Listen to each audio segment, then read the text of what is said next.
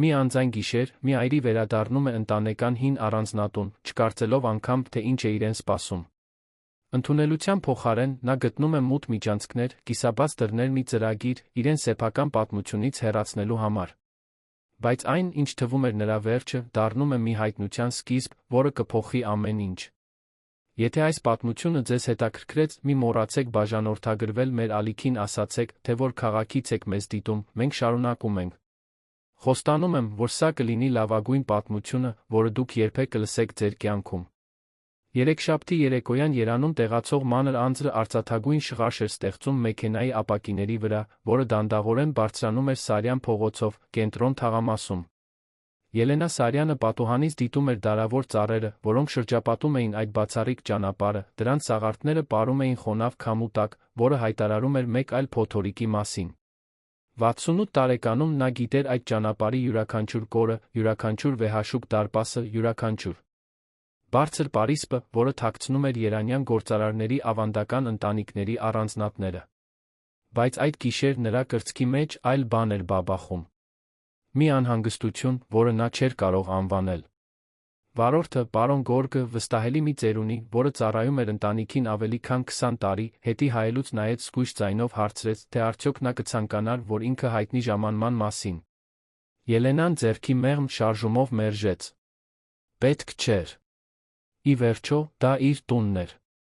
Առանձնատունը, որը նա Մարկոսը իր հանգուցյալ ամուսինը գնել էին 80-ականներին, երբ Սարյան շինարարական ընկերությունը սկսում էր դառնալ մայրաքաղաքի առաջատար կառուցապատողներից մեկը։ Այդ շինության յուրաքանչյուր աղյուս կրում էր հիշողություններ, քրտինք, հաղթանակներ, նահարցունքներ։ Մարկոսը հեռացել էր ընդամենը 6 ամիս առաջ։ 6 ամիս էր անցել այն օրվանից, երբ այն մարդը, ով իր կողքին կայսրություն էր կառուցել, ով իր հետ կիսում էր յուրաքանչյուր կարևոր որոշումը, ով իրեն սիրում էր լուռ ամուր կրքով, վերջին անգամ փակել էր աչքերը։ Ելենան դեռ զգում էր նրա դատարկությունը անկողնում, այն սուրճի հոտը, որը նա պատրաստում էր կիրակի առավոտներին, նրա խորը ծիծաղի ձայնը, որը արձագանքում էր գրադարանում։ Բայց կյանքը չէր կանգնում։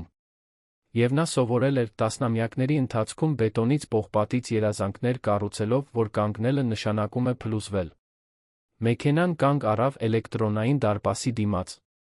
Պարոն Գորգը սպասեց ավտոմատ բացմանը, դանդաղ մտավ պորտուգալական քարերով սալիկապատված ծառուղի, որը տանում էր դեպի գլխավոր մուտք։ 3 հարկանի ճակատամասը իր մուգ ապակե պատուհաններով, սպիտակ հորտենզիաներով զարդարված պատշգամբներով, վեհաշուկ էր մնում նույնիսկ անձրի տակ։ Արտաքին լույսերը վառված էին, բայց դրանց դասավորության մեջ ինչ-որ տարօրինակ բան կար։ Միայն մի քանի պատուհան էր փայլում երկրորդ հարկում։ Տան մնացած մասը ընկղմված էր անսովոր մթության մեջ այդ ժամի համար։ Ելենան մեքենայից իջավ նույնիսկ նախքան պարոն Գորգը կկարողանար բացել դուռը։ Նա միշտ այդպիսին էր եղել, անկախ, ճարպիկ, վճռական։ Հագած էր մուգ կապույտ դերձակային կոստյում, պարանոցին մարգարտյա զարդ, մո։ Խրագույն մազերը գոգիկ հավաքված։ Նա այն կինը չէր, որը փխրունություն էր ցուցաբերում։ Եվ այնուամենայնիվ վերջին ամիսներին նա նկատել էր երեխաների տարբեր հայացքներ, ընդհատված շշուկներ, երբ նա մտնում էր սենյակներ, հեռախոսազանգեր, որոնք հանկարծակի դադարում էին։ Նա բարձրացավ մարմարյա աստիճաններով, զանգը տվեց։ Րոպեներ անցան։ Տարօրինակ էր։ Միշտ ինչ-որ մեկը արագ էր պատասխանում։ Նա նորից զանգը տվեց։ Այնուհետ, վերջապես, դուռը կիսաբացվեց։ Բայց դա տիկին Լուսինեն չէր, մշտական տնային տնտեսուհին։ Դա Ժաննան էր, երիտասարդ աշխատակցուհին, որը մաքրում էր սենյակները։ Ժաննայի դեմքը գունատ էր, աչքերը լայն բացված։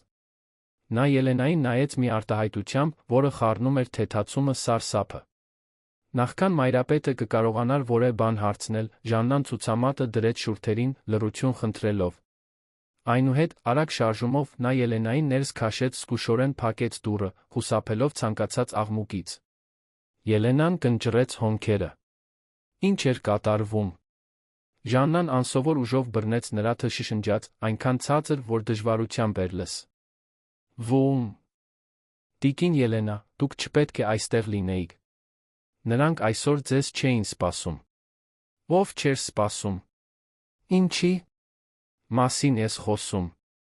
Ելենան փորձեց ձայնը ցածր պահել, բայց շփոթությունն ու զայրույթը խառնվում էին։ Ձեր որդին դոկտոր Կլարիսան։ Մարդիկ կան տանը։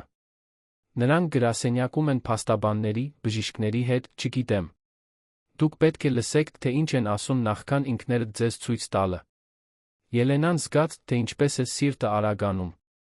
Կլարիսան իր հարսն էր, ամուսնացած Մարսելի, իր կրտսեր որդու հետ։ Անթերի տեսքով մի կին, միշտ հագնված դիզայներական հագուստներով, կատարյալ սանրվածքով շիկահեր մազերով, չեզոք երանգներով լաքապատված եղունգներով։ Կառավարման կրթությամբ Կլարիսան Սարյանների ընտանիք էր մտել 7 տարի առաջ, իր հետ բերելով մի հավակնություն, որը Ելենան սկզբում հիացել էր։ Ի վերջո, վճռական կինը մի բան էր, որը նա հարգում էր։ Բայց ժամանակի ընթացքում այդ հավակնությունը բացահայտեց ավելի մութ նրբերանգներ։ Ժաննան Ելենային տարավ կողային մի միջանցքով, հեռու գլխավոր աստիճաններից։ Լույսերը անջատված էին, նրանք քայլում էին գրեթե կույրերին նման, առաջնորդվելով միայն վերին հարկից եկող հեռավոր փայլով։ Ելենան զգում էր լարվածությունը օդում, կարծես տունն ինքը շունչը պահած լիներ։ Տիկին Լուսինեն պատահաբար հայտնաբերեց, շարունակեց Ժաննան, դեռ շշնջալով։ Նա լսեց դոկտոր Կլարիսային հեռախոսով խոսելիս երեկ։ Փաստաթղթերի մասին, ընկերության նախագահությունը Մարսելին փոխանցելու մասին, բժշկական եզրակացություն ստանալու մասին, որը կասեր, թե դուք այլս ի վիճակի չեք որևէ բան կառավարել։ Ելենան կանգ առավ։ Արյունը սառեց նրա երակներում։ Ինչ։ Ճիշտ է, տիկին Ելենա։ Տիկին Լուսինեն ինձ պատմեց այսօր առավոտյան, հուսահատված։ Նա փորձել է ձեզ զանգահարել ամբողջ օրը, բայց բջջայինը ցույց էր տալիս, որ տարածքից դուրս է։ Դոկտոր Կլարիսան ասաց, որ դուք կվերադառնաք Գյումրիից միայն վաղը առավոտյան, որ այսօր կատարյալ գիշեր էր ամեն ինչ ավարտելու համար։ Գյումրի ուղղորությունը։ Ելենան գնացել էր մատակարարների հետ հանդիպելու, նոր նախագծի համար պայմանագրեր քննարկելու։ Նա պետք է վերադառնար միայն հաջորդ առավոտյան, բայց հանդիպումներից մեկը չեղարկվել էր։ Նա որոշել էր ավելի վաղ վերադառնալ։ Վերջին րոպեի որոշում։ Այդպիսի պատահականություններից մեկը, որոնք կյանքն առաջարկում է, երբ ամենաքիչն ես սպասում։ Նրանք բարձրացան նեղ ծառայողական աստիճաններով, որոնք տանում էին դեպի երկրորդ հարկ։ Ելենան զգում էր տարիների ծանրությունը յուրաքանչյուր աստիճանի վրա, բայց նա աճող վճռականություն։ Ինչպես էին համարձակվում։ Ինչպես կարող էր իր որդին, ում նա ամեն ինչ տվել էր, դավադրություն կազմակերպել իր դեմ։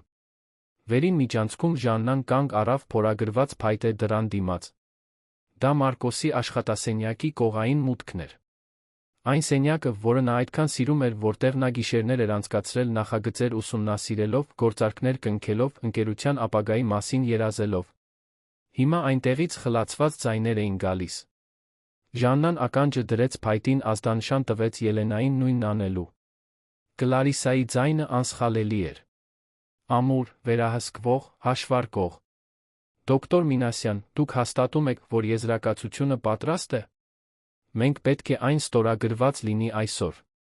Վաղը առավոտյան փաստաթղթերը պետք է մուտք գործեն նոտարական գրասենյակ Արտրային Գրանցամատյան։ Մի տղամարդու ձայն, ավելի խորը, պատասխանեց։ Ամեն ինչ պայմանավորվածության համաձայն է, դոկտոր Կլարիսա։ Զեկույցը հաստատում է ծանր դեպրեսիվ վիճակ, քաղաքացիական կյանքի գործողությունների համար դատողության կորուստ, ամբողջական բժշկական հսկողության անհրաժեշտություն։ Դրա հիման վրա, արգելքը պարզապես ձականություն կլինի։ Ելենան զգաց, թե ինչպես են ոտքերը թուլանում։ Արգելք։ Նրանք ուզում էին նրան անգործունակ հայտարարել։ Հեռացնել նրան ոչ միայն ընկերությունից, այլ իր կյանքից։ Նրան դարձնել դեկորատիվ կերպար, գուցե փակված ինչ-որ մասնավոր կլինիկայում, որտեղ նրան կարող էին մոռանալ։ Այնուհետ Մարսելի ձայնը հնչեց, ավելի ցածր, երկչոտ։ Բայց մայրիկը կպատասխանի։ Նա դա չի ընդունի։ Նա միշտ այդքան ամուր է եղել։ Մարսել, սերս, մենք դրա մասին 1000 անգամ խոսել ենք։ Կլարիսայի ձայնի տոնը փոխվեց, դարձավ ավելի մեղմ, գրեթե մայրական։ Քո մայրը նույնը չէ այն օրվանից, երբ քո հայրը հեռացավ։ Դու ինքդ տեսել ես, թե ինչպես է նա շփոթված, մոռացկոտ։ Մյուս օրը նա նույնիսկ մոռացել էր կարոր հանդիպում ներդրողների հետ։ Դա նրա համար նորմալ չէ։ Բայց ես չգիտեմ, թե արդյոք։ Մարսելի ձայնը կորավ։ Դու ուզում ես նրան պաշտպանել, թե ուզում ես տեսնել, թե ինչպես է նա ինքն իրեն ոչնչացնում։ Կլարիսան մի փոքր բարձրացրեց ձայնը, բայց դեռ պահպանում էր վերահսկողությունը։ Քո հայրը քեզ թողեց այս պատասխանատվությունը։ Նա քեզ վստահեց ընտանիքին, ընկերությանը, ամեն ինչին հոգ տանելու համար։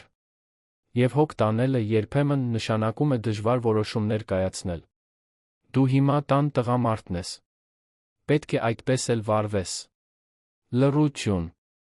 Ելենան պատկերացնում էր որդուն, հավանաբար նստած հորը պատկանող կաշվե բազկաթոռին, դեմքը ձեռքերի մեջ, պատրված մոր հանդեպ հավատարմության կնոջ նուրբ մանիպուլյացիայի միջ։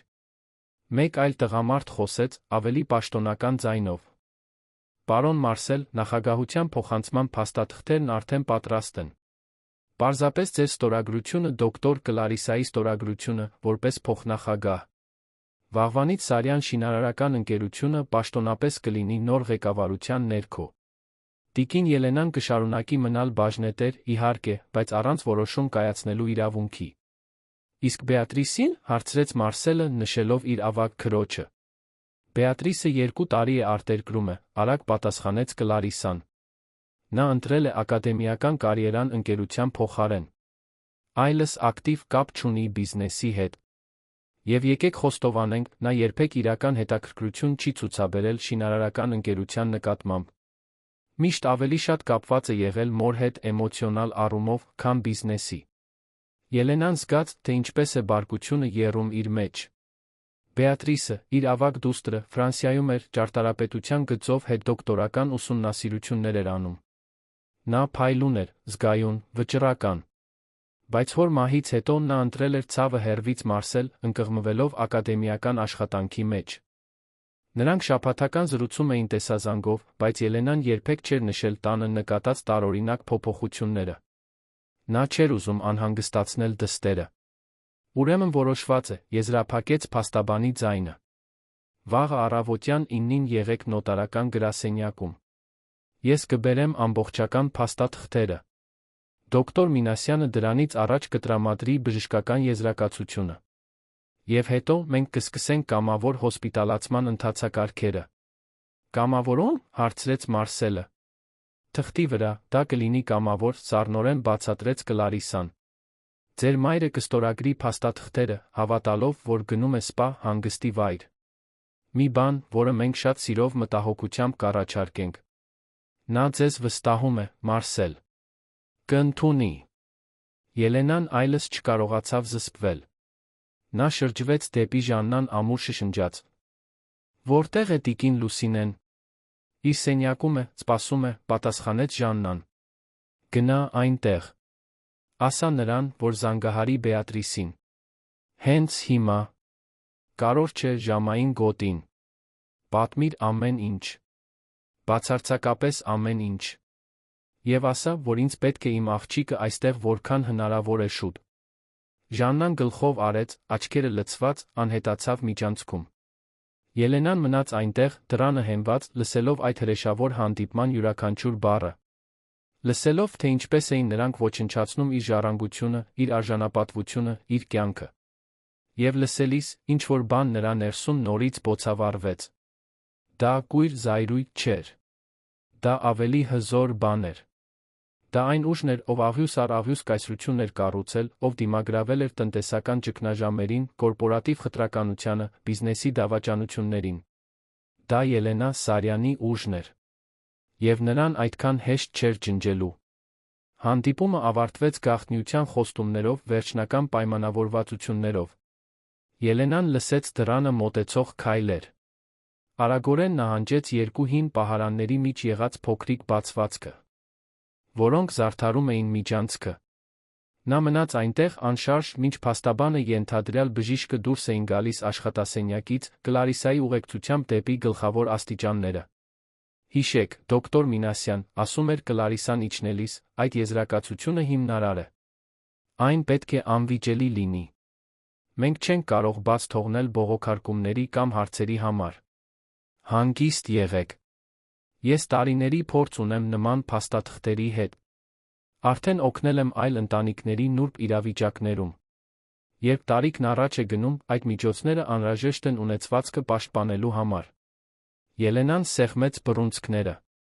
Ունեցվածքը պաշտպանել։ Կարծես նա խոչընդոտ լիներ, սպառնալիք այն փողի համար, որը նա օգնել էր կառուցել։ Կարծես նրա գոյությունը հեռացվելու խոչընդոտ լիներ։ Երբ ձայները հեռացան, նա վերադարձավ աշխատասենյակի դռան մոտ։ Հիմա ներսում միայն Կլարիսան Մարսելն էին։ Ելենան կարող էր լսել որդու ծանր շնչառությունը, հոգնած հառաչանքը։ «Դու ճիշտ բան արեցիր», ասում էր Կլարիսան, Ելենան պատկերացնում էր նրա ձեռքը Մարսելի ուսին։ «Քո հայրը հպա. ռտ կլիներ։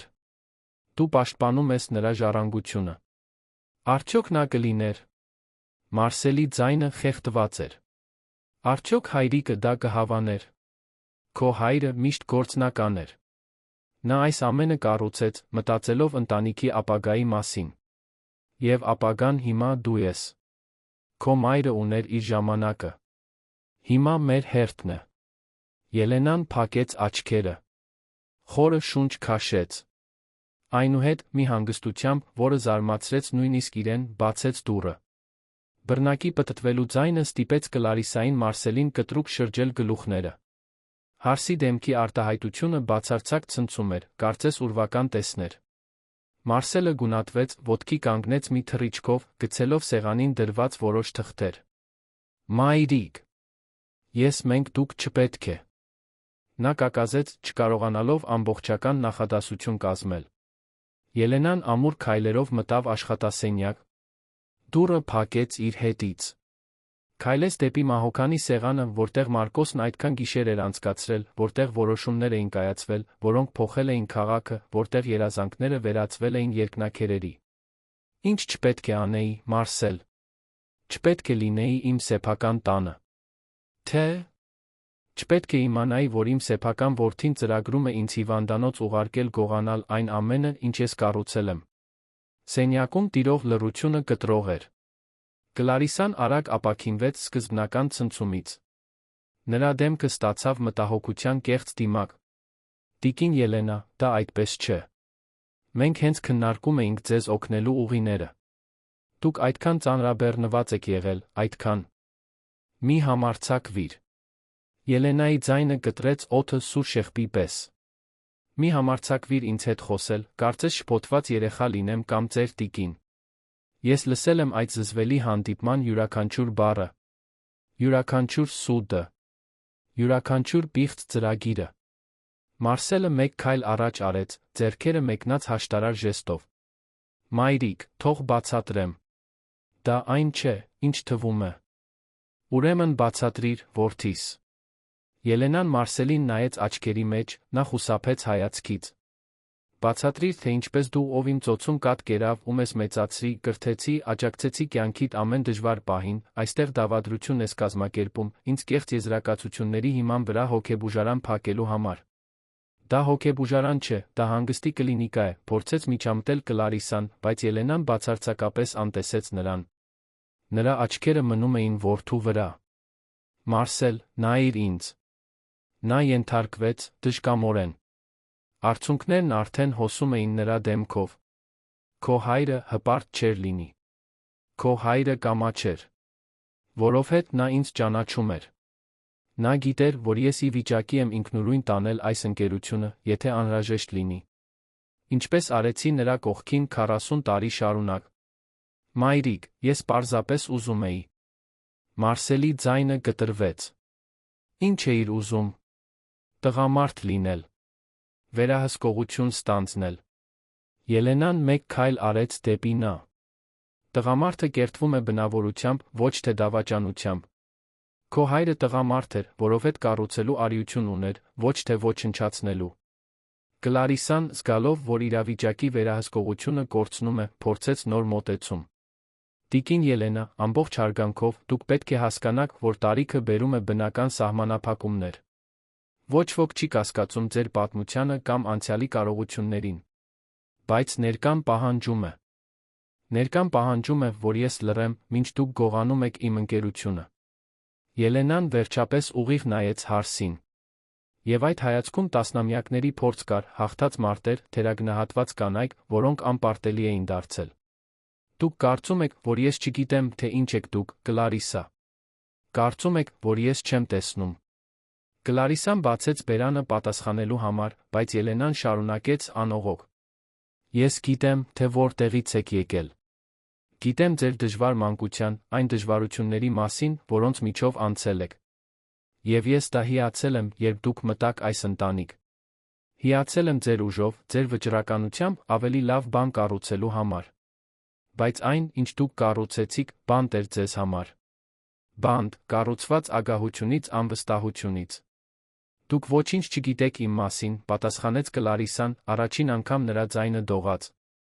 Ես ամեն ինչ գիտեմ։ Ես դու եմ 30 տարի առաջ։ Տարբերությունն այն է, որ ես կառուցել եմ իմ կայսրությունը, առանց որևէ մեկին ոչնչացնելու։ Առանց ստելու։ Առանց մանիպուլյացիայի։ Ելենան մոտեցավ հարսին։ Եվ դուք երբեք չեք կարողանա ստանալ այն, ինչ ես նվաճել եմ, որովհետև դուք չունեք մեկ էական բան, ինքնահարգանք։ Մարսելը հեկեկաց։ Մայրիկ, ներիր ինձ։ Ես չէի ուզում։ Ես պարզապես։ Դու պարզապես թույլ էիր, ավարտեց Ելենան, այդ բառերի կոշտությունը ցավեց ավելի շատ, քան ցանկացած բղավոց։ Բայց թուլությունը բուժելի է։ Չարությունը՝ ոչ միշտ։ Այնուհետ նա մոտեցավ սեղանին, վերցրեց այնտեղ դրված փաստաթղթերը, սկսեց պատռել դրանք մեկ առ մեկ, հաշվարկված հանգստությամբ։ Կլարիսան փորձեց կանգնեցնել, բայց Ելենայի հայացքը կատվածահար արեց նրան։ Այս հանդիպումը ավարտված է, հայտարարեց Ելենան, պատռված թղթերը նետելով հանգած բուխարիի մեջ։ Եվ վաղը առավոտյան մենք երեքով կնստենք այս ընտանիքի իրական փաստաբանների հետ, նրանց, ովքեր տասնամյակներ շարունակ աշխատել են ինձ համար, մենք դա կլուծենք ճիշտ ճանապարհով։ Տիկին Ելենա, դուք սխալ եք անում, փորձեց Կլարիսան վերականգնել վերահսկողությունը։ Ընկերությանը պետք է երիտասարդ ղեկավարություն, ժամանակակից տեսլական։ Եվ կունենա։ Երբ ես որոշեմ։ Իմ ժամանակին։ Իմ ձով։ Ելենան մոտեցավ դռանը, բացեց այն։ Հիմա, դուրս եկեք իմ աշխատասենյակից։ Այս տունն այլս դավադրությունների տեղ չէ։ Կլարիսան անցավ նրա կողքով, գլուխը վեր պահած, փորձելով պահպանել որոշակի արժանապատվություն։ Մարսելը, մյուս կողմից, կանգ առավ մոր դիմաց։ Նրա կարմիր այտուցված աչքերը խնդրում էին մի բան, որին նա դեռ պատրաստ չէր տալ։ Մայրիկ։ Գնա, Մարսել։ Մենք կխոսենք, երբ դու պատրաստ լինես իսկական տղամարդ լինելու։ Նա դուրս եկավ, ուսերը կորացած, կարծես իր մեջ գրելով դավաճանության ամբողջ ծանրությունը։ Ելենան փակեց դուռը, հենվեց դրան։ Վերջապես, մենակ, նա թույլ տվեց իր արցունքներին թափվել։ Բայց դրանք թուլության արցունքներ չէին։ Դրանք այն մարդու արցունքներն էին, ով փորձություն էր անցել, բոլոր սպասումներին հակառակ, դեռ ոտքի էր կանգնած։ Դրսում անձրը շարունակում էր տեղալ երանի վրա։ Եվ Սարյանների առանձնատան ներսում լուռ պատերազմ էր սկսվել։ Գիշերն անցավ հավերժության պես Սարյանների առանձնատանը։ Ելենան մնաց աշխատասենյակում մինչ լուսաբաց, նստած կաշվե բազկաթոռին, որը դեռ պահպանում էր Մարկոսի օծանելիքի նուրբ հոտը։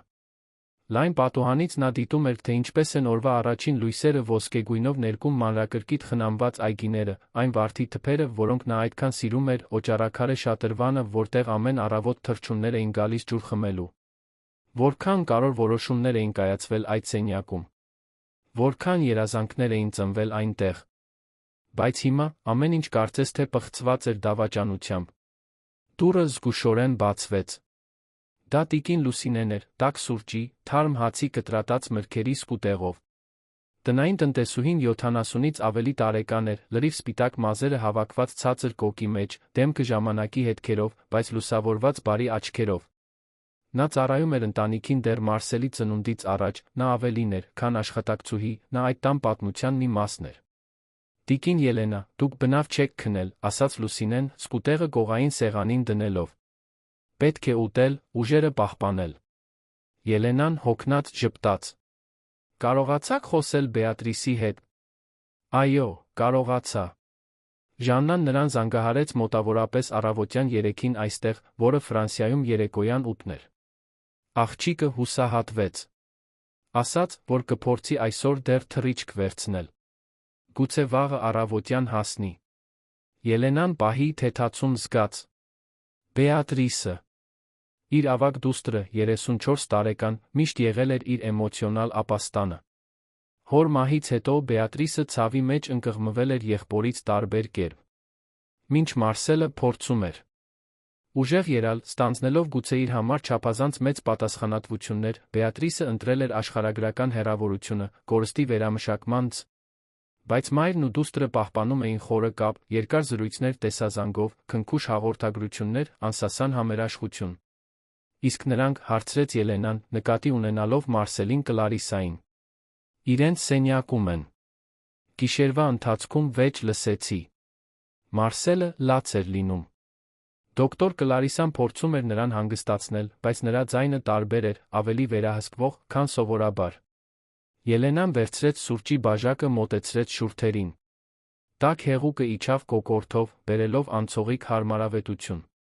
Լուսինե, որքան ժամանակ է, ինչ նկատել եք, որ այստեղ ինչ-որ բան այն չէ։ Տնային տնտեսուհին հառաչեց, նստելով մոտակա աթոռին։ Նա երբեք այդ ազատությունը չէր ունենա Կլարիսայի ներկայությամբ, բայց Ելենայի հետ պաշտոնականությունը միշտ տեղ էր զիջել փոխադարձ վստահությանը։ Մոտ 2 ամիս, գուցե։ Այն բանից հետո, երբ պարոն Մարկոսը հեռացավ, դոկտոր Կլարիսան սկսեց փակ հանդի պումներ անցկացնել Մարսելի հետ։ Կանչում էր փաստաբանների, բժիշկների, խորհրդատուների, որոնց ես նախկինում երբեք չէի տեսել։ Այդ օրերին ինձ աղջիկներին հրամայում էր տանից դուրս գալ, հորինելով հատուկ մաքրման, վերանորոգման պատրվակներ, որոնք երբեք չէին լինում։ Ինչու ինձ ավելի շուտ չասացիք։ Փորձեցի, տիկին Ելենա։ Բայց դուք այնքան ընկղմված էիք ձեր սեփական ցավի մեջ, այնքան զբաղված էիք ընկերությունը միայնակ պահելով։ Ես չէի ուզում ավելորդ անհանգստություն ավելացնել։ Եվ անկեղծ ասած, սկզբում կարծում էի, որ դա պարզապես Մարսելն էր, ով փորձում էր պատասխանատվություն ստանձնել, փորձում էր լինել այն մարդը, ինչ հայրն էր։ Լուսինեն դադար տվեց, աչքերը լցված։ Բայց հետո ես լսեցի այդ հեռախոսազանգը։ Դոկտոր Կլարիսան խոսում էր ձեզ հիվանդանոց ուղարկելու, եզրակացություններ ստանալու, ամեն ինչ ստանձնելու մասին։ Եվ ես գիտեի, որ շատ էի սպասել։ Ելենան մեկնեց ձեռքը, քնքշորեն դիպավ տնային տնտեսուհու թին։ Դուք ինձ զգուշացրիք ճիշտ ժամանակին։ Եթե ես 3 երեկոյան չվերադառնայի, գուցե նրանք կհաջողվեին։ Գուցե ես այսօր ռավոտյան կարթնանայի որպես բանտարկյալ իմ սեփական կյանքում։ Երկուսն էլ լռեցին մի պահ, այդ հնարավորության ծանրությունը օդում կախված։ Այնուհետ Ելենան վեր կացավ։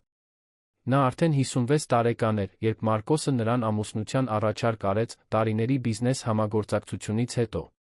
Նրանք ամուսնացան սիրուց, բայց նա խորը հարգանքից, փոխադարձ հիացմունքից։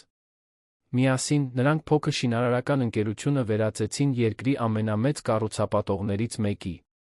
Նա գիտեր բիզնեսի յուրաքանչյուր մանրամասն, յուրաքանչյուր ռազմավարություն, յուրաքանչյուր ռիսկ։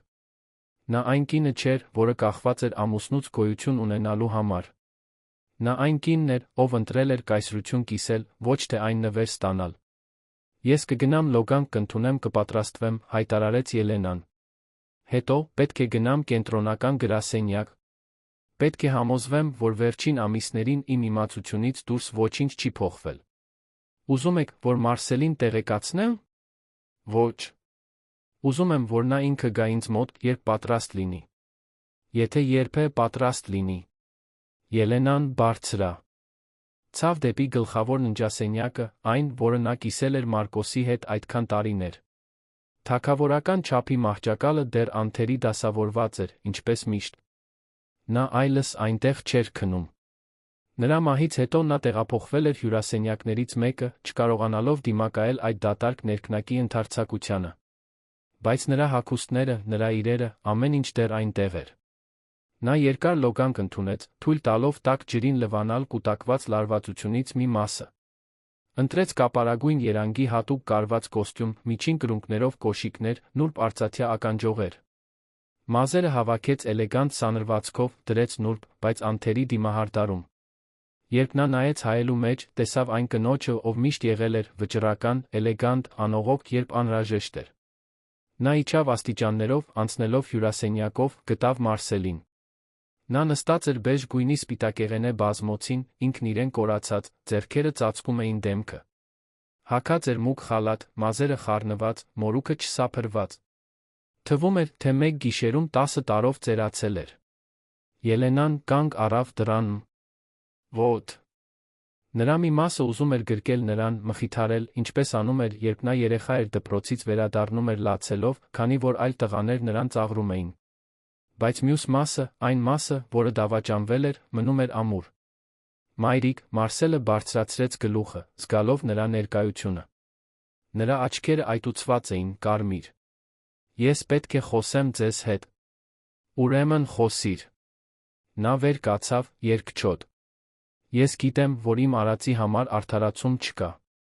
Ես գիտեմ, որ դուք լիովին իրավունք ունեք ինձ ատելու։ Բայց պետք է հասկանաք, ես կորած էի։ Հայրիկի մահից հետո ես զգացի խեղդված։ Սպասումներից, պատասխանատվությունից, ամեն ինչից։ Ելենան մտավ սենյակ, կանգնեց պատուհանի դիմաց, մեջքով դեպի որդին։ Դրսում այգեպանը կտրատում էր ցանկապատերը, կյանքը շարունակում էր իր բնական հունով, անտարբեր մարդկային դրամաների նկատմամբ։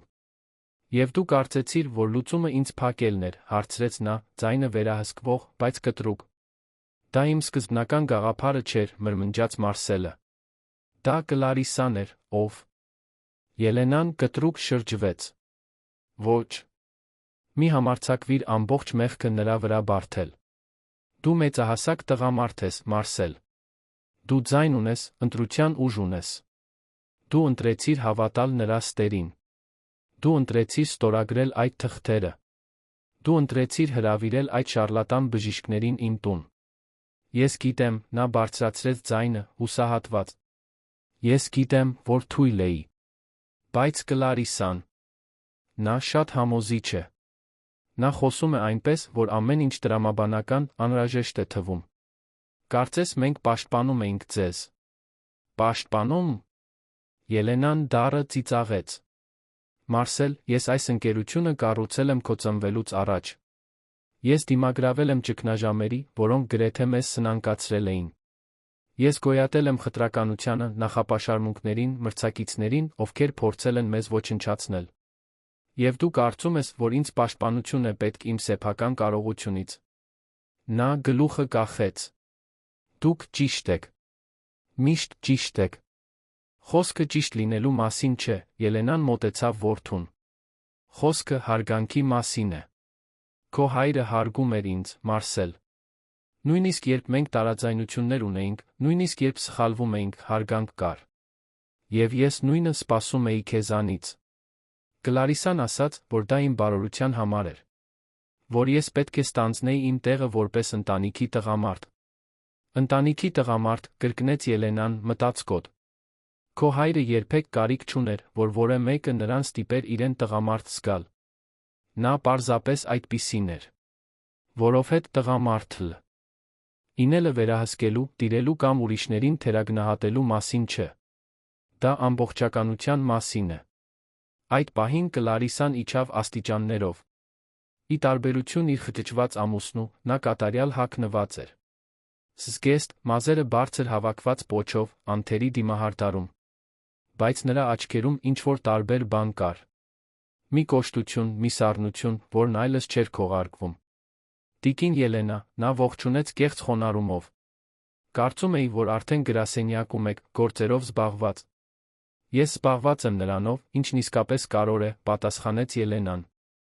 Իմ ընտանիքը։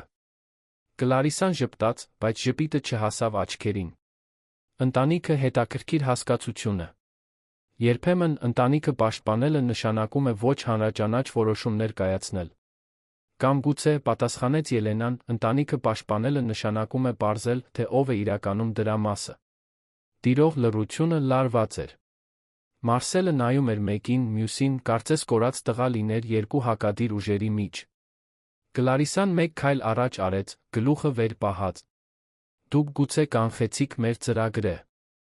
Երեք երեկոյան, բայց դա չի փոխում իրականությունը։ Ընկերությանը պետք է երիտասարդ ղեկավարություն։ Ներդրողները մտահոգված են իրավահաջորդությամբ։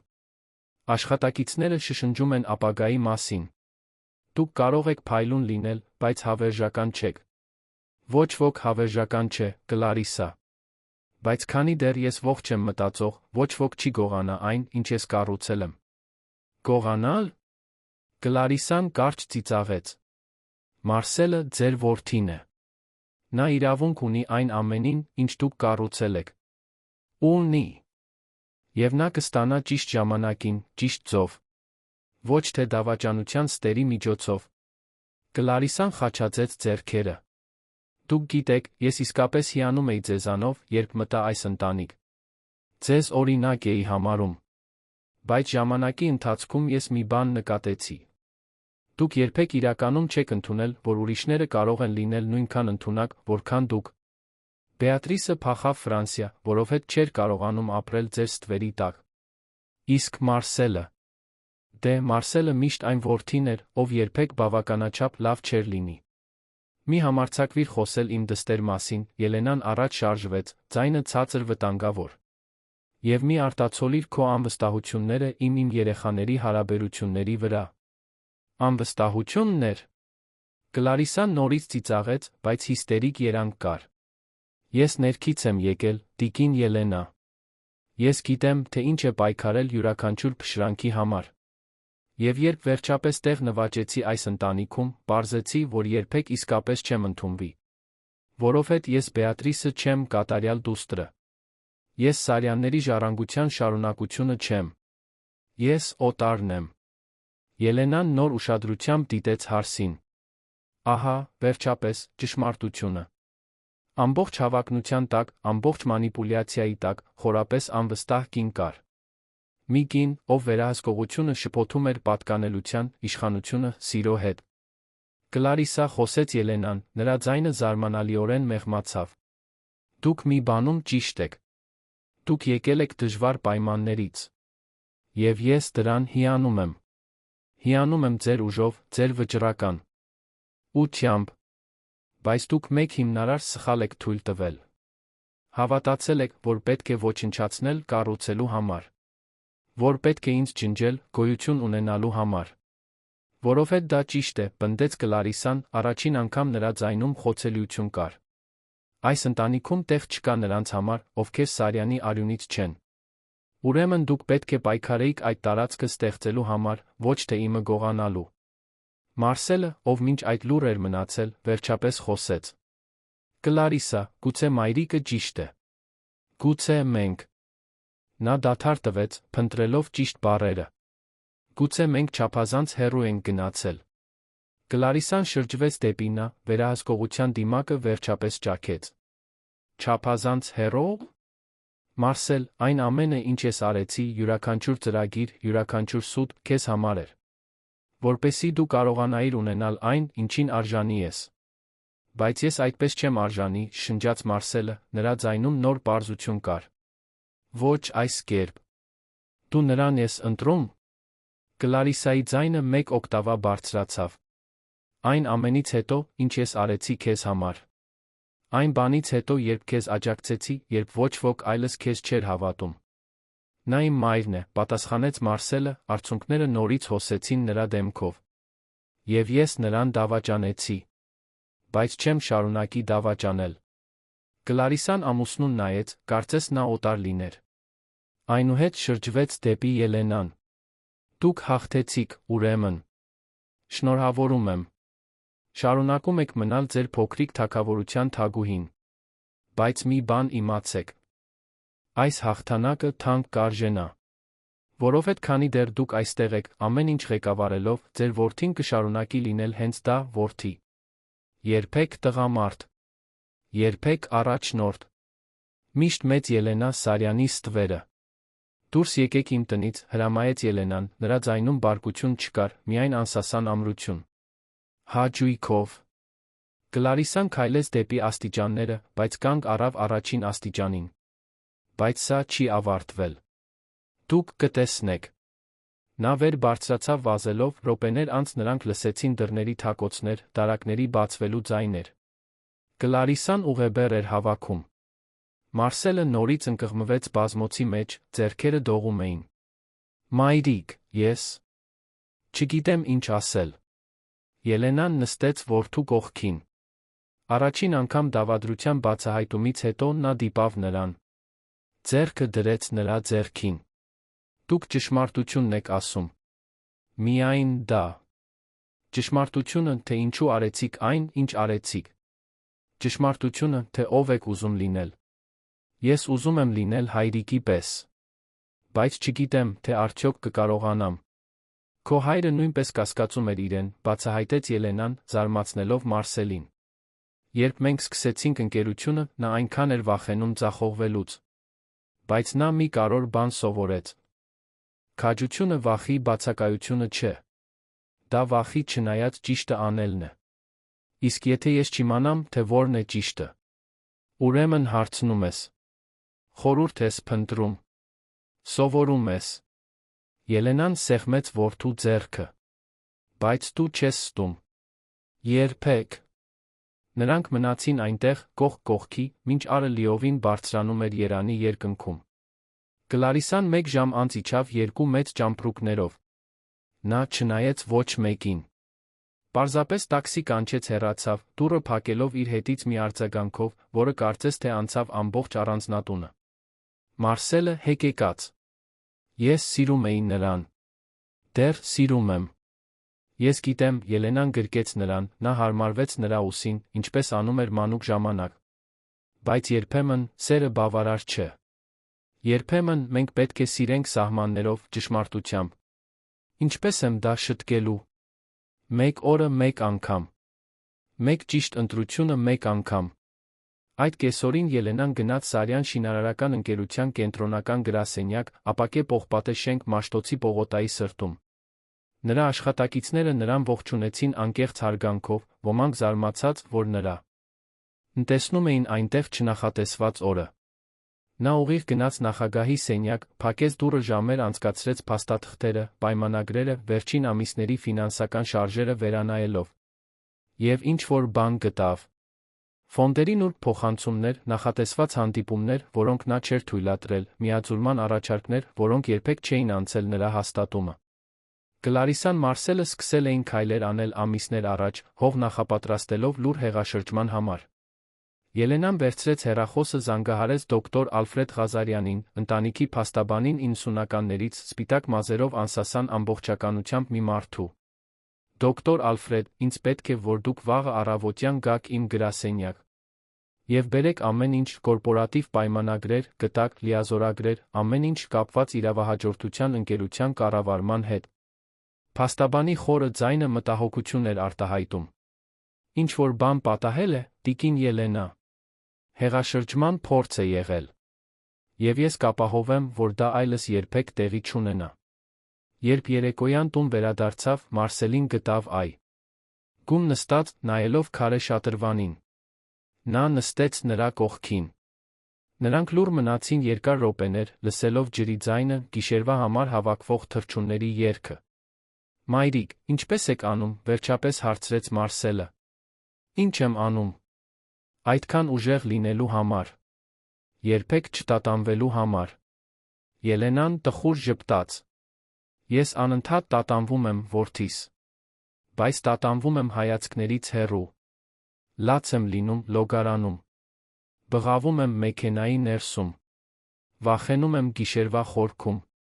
Բայց երբ լուսանում է, ես վեր եմ կենում։ Որովհետ դա է անում առաջնորդը։ Ոչ թե որովհետ նրանք անպարտելի են, այլ որովհետ անհրաժեշտ են։ Ես ուզում եմ սովորել այդպես լինել։ Ուրեմն կսովորես։ Բայց իմ ռիթմով, իմ ձով։ Եվ երբ պատրաստ լինես, ոչ թե որովհետ ինչ-որ մեկը քեզ ստիպեց, այլ որովհետ դու ընտրեցիր։ Այդ գիշեր Ելենան բարձրացավ իրենց ննջասենյակը, առաջին անգամ Մարկոսի մահից հետո պառկեց նրանց անկողնում։ Գրկեց բարձը, որը դեռ անորոշ կերպով պահպանում էր նրա հոտը։ Եվ լաց եղավ։ Լաց եղավ դավաճանության, ցավի, միայնության համար։ Բայց նա այն ուժի համար, որը նա հայտնաբերել էր իր մեջ։ Ներելու կարողության համար, առանց մոռանալու, սիրելու սահմաններով, ղեկավարելու ամուր կերպով։ Եվ մինչ լաց էր լինում, գիտեր, որ հաջորդ օրը ավելի շատ մարտահրավերներ կբերի։ Որովհետ Բեատրիսը գալիս էր, միասին մայր ու դուստր, պետք է վերակառուցեին այն, ինչ գրեթե ոչնչացվել էր։ Բայց հիմա, առաջին անգամ ամիսների ընթացքում, Ելենան իրեն մենակ չէր զգում։ Պատերազմը դեռ չէր ավարտվել։ Բայց առաջին մարտը հաղթված էր։ Զվարթնոցի օդանավակայանը եռում էր հինգշաբթի առավոտվա բնորոշ շարժով։ Շտապող գործադիրներ, գունավոր ճամպրուկներ կրող ընտանիքներ, զբոսաշրջիկներ, որոնք փորձում էին հայերեն ցուցանակները վերծանել։ Ելենա Սարյանը կանգնած էր միջազգային ժամանման դարպասի մոտ, ձեռքերը կաշվե պայուսակի վրա միահյուսված, սիրտը բաբախում էր անհանգիստ ռիթմով, որը նա վաղուց չէր զգացել։ 2 տարի էր անցել, ինչ նա անձամբ չէր տեսել Բեատրիսին։ 2 տարի էր անցել, ինչ դուստրը մեկնել էր Ֆրանսիա, իր հետ տանելով հոր մահվան այնքան խորը ցավ, որ կարիք ուներ հեռավորության այն մարսելու համար։ Շա. Բաթական տեսազանգերը պահպանում էին կապը, բայց չէին փոխարինում գրկախառնությանը, աչքերին նայելուն, ֆիզիկական ներկայությանը։ Այնուհետ նա հայտնվեց։ Բեատրիս Սարյանը անցնում էր դարպասով, ուսին կախված ձեռքի ճամպրուկով, մուգ շագանակագույն մազերը բացված երկար ճանապարհից մի փոքր անկարգ, աչքերի տակի պարկեր, որոնք մատնում էին անքուն ժամերը, բայց աչքերը հոր աչքերին նման շագանակագույն աչքերը, փայլում էին վճռականությամբ։ Հագած էր ջինսե տաբատ, պարզ սպիտակ շապիկ, հարմարավետ սպորտային կոշիկներ։ 34 տարեկանում նա ուներ երիտասարդության բնական գեղեցկությունը, խառնված նրանց նրբագեղության հետ, ովքեր ապրել էին Փարիզում։ Երբ նրա աչքերը հանդիպեցին Ելենայի աչքերին, ամեն ինչ կարծես անհետացավ շուրջը։ Բեատրիսը գցեց ճամպրուկը, վազեց։ Ելենան բացեց ձեռքերը։ Եվ այնտեղ, օդանավակայանի կենտրոնում, մայրն ու դուստրը գրկախառնվեցին, կարծես նավաբեկյալներ վերջապես ցամաք գտնելով։ Մայրիկ, շնջաց Բեատրիսը, ձայնը խեղդված։ Ես այնքան եմ ափսոսում, որ այստեղ չէի։ Դու հիմա այստեղ ես, պատասխանեց Ելենան, ամուր սեղմելով դստերը։ Դա է կարորը։ Նրանք հեռացան միայն այնքան, որ կարողանային իրար նայել։ Ելենան ձեռքերով անցավ դստեր դեմքով, կարծես պետք լիներ հաստատել, որ դա իրական է։ Բեատրիսը մաքրեց իր դեմքի արցունքները, փորձեց ժպտալ։ Տիկին Լուսինեն ինձ ամեն ինչ պատմեց հեռախոսով։ Ես չկարողացա քնել ինքնաթիռում։ Մտածում էի, թե ինչպես Մարսելը կարողացավ։ Նա դադար տվեց, զայրույթն ու տխրությունը պայքարում էին նրա արտահայտության մեջ։ Ինչպես նա կարողացավ դա անել ձեզ հետ։ Մեքենայում կխոսենք, Ելենան բռնեց դստեր ձեռքը։ Շատ բան կա, որ պետք է իմանաս։ Զվարթնոցից մինչ կենտրոն թաղամաս ճանապարհը տեց գրեթե 2 ժամ, խիտ երթևեկության պատճառով։ Մեքենայի ներսում Ելենան մանրամասն պատմեց ամեն ինչ։ Հանդիպումը, որին նա ականատես էր եղել, հոսպիտալացման ծրագրերը, կեղծ բժշկական եզրակացությունը, առերեսումը, Կլարիսայի հեռանալը։ Բեատրիսը լուռ լսում էր, բայց նրա սեղմված բռունցքները բացահայտում էին զսպված զայրույթը։ Ես միշտ կասկածել եմ նրան, վերջապես խոսեց Բեատրիսը, երբ Ելենան ավարտեց։ Առաջին օրվանից։ Կլարիսայի մեջ ինչ-որ բան կար, որը ինձ երբեք իրական չէր թվում։ Կարծես նա միշտ դեր էր խաղում։ Նա խաղում էր, համաձայնեց Ելենան։ Մեկի դերը, ով պատկանում է։ Իսկ Մարսելը։ Որտեղ է նա հիմա։ Տանը։ Կործանված։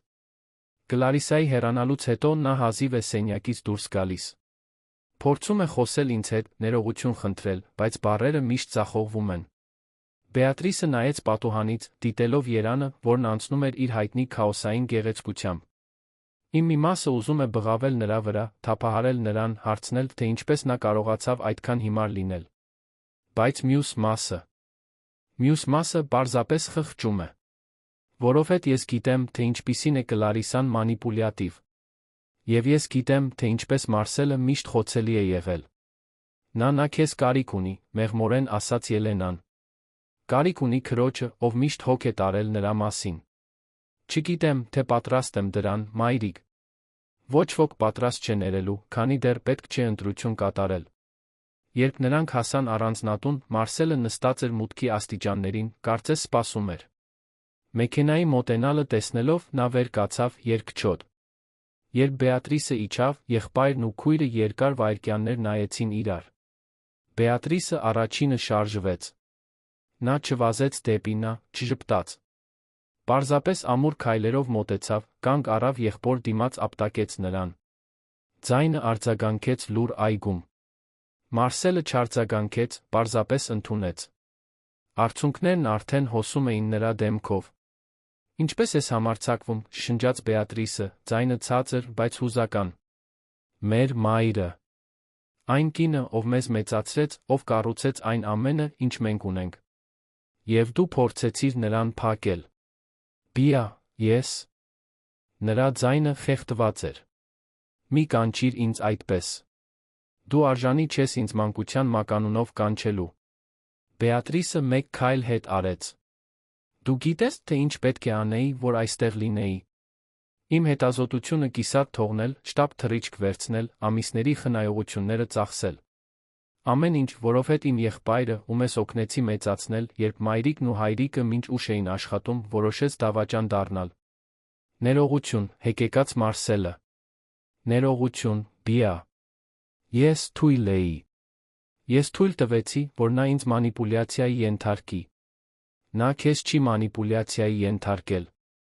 Նա քեզ գայթակղեց իշխանության գաղափարով։ Եվ դու հավանեցիր։ Բեատրիսը խաչաձեց ձեռքերը։ Ուրեմն մի եկեք մանիպուլյացիայի պատրվակներով։ Դու գիտեիր, թե ինչ ես անում։ Դու ընտրեցիր։ Ելենան դիտում էր տեսարանը կոտրված սրտով։ Տեսնել իր երկու զավակներին, ովքեր մի օր այդքան միասնական էին, հիմա բաժանված այդքան ցավով, ավելի դժվար էր, քան հենց դավաճանությունը։ Բեատրիս մեղմորեն կանչեց Ելենան։ Արի մտնենք։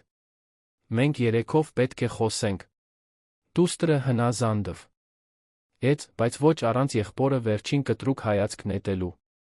Նրանք հավաքվեցին հյուրասենյակում, նույն այնտեղ, որտեղ Ելենան առերեսվել էր Մարսելի Կլարիսայի հետ 2 օր առաջ։ Տիկին Լուսինեն սուրճ մատուցեց, զգուշորեն հեռացավ։ Բեատրիսը նստեց բազկաթոռին, Մարսելը մյուսին, հեռու իրարից։ Ելենան կանգնած էր, դիտելով իր զավակներին։ Որքան անգամ էր նա երազել նման ընտանեկան հանդիպման մասին։ Բայց ոչ այս պայմաններում։ Երբեք այդպես։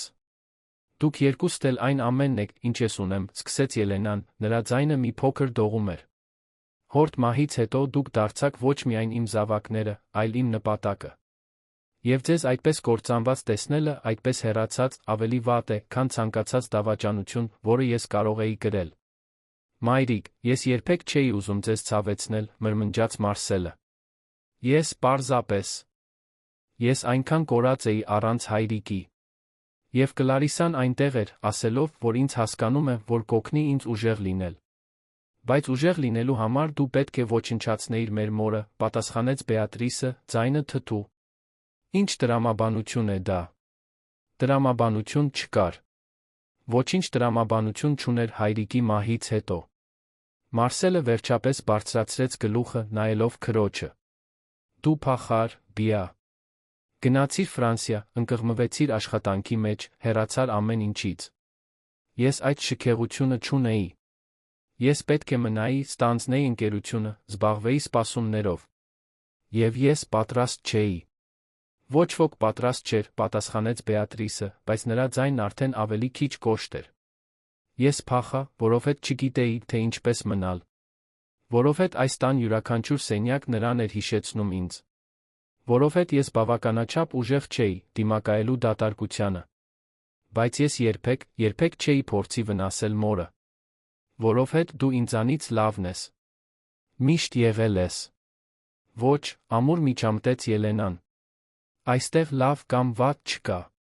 Կան երկու մարդ, ովքեր կորցրել են հորը ցավը տա։ Լփեր կերպ են Մարսել։ Երկուսն էլ սխալ, երկուսն էլ հասկանալի։ Բեատրիսը շրջվեց դեպի մայրը։